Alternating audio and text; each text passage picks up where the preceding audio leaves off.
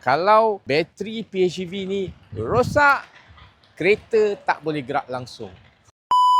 Kalau bateri kereta bagi model PHEV ni rosak, kereta ni adakah boleh dijalankan dengan menggunakan enjin sahaja? Jawapan dia tidak boleh. Jam guys. Kenapa? Kerana untuk model PHEV bagi Chery ni dia menggunakan gearbox transmisi DHT yang mana teknologi ni dibangunkan oleh Chery, iaitu Dedicated Hybrid Transmission. Dia bukan CVT, bukan DCT, bukan AT, dia adalah DHT. Dedicated Hybrid Transmission dijalankan, dijana, digerakkan dengan menggunakan motor elektrik. Tanpa bateri, kereta ni tak boleh jalan.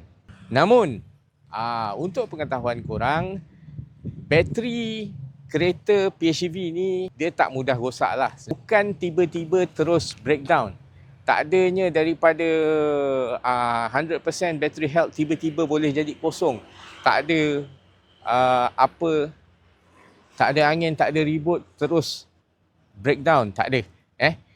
Untuk pengetahuan korang juga, bateri yang digunakan oleh Chery ni adalah supplier yang sama dari CATL antara pembekal bateri Tesla. Okey, proven tak mudah rosak. Okey, jadi untuk dia rosak tu bukannya satu jangka masa yang tiba-tiba. Dia ada simptom-simptom dia kalau nak rosak. Dan untuk makluman korang, bateri dia semua ada warranty. Okey, less than 70% battery health dia, Chery akan tukarkan satu persatu. Maknanya rosak satu, ganti sebiji satu. Tak ada masalah.